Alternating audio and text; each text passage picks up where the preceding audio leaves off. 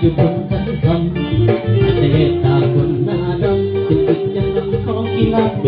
สกองออกงานเมืองก็ขยันกันงาน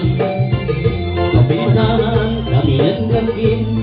มาหลายอาชีพการบินเป็นศิลอารมณ์บ่เสียปฏิเสธว่าอยากกินเบียร์ก็ต้องนำเมียแล้วไปกินเหล้าขาวอยู่ในหัวสันจังลังเจ้าของหัวสันทีเจ้าสามแม่งมันว่าไม่มีเจ้าคิดจะหาเห็นตัวเมียเจ้าที่หกคนโตมาแดดเจ้าคิดจะแก่เห็นแดดว่าเป็น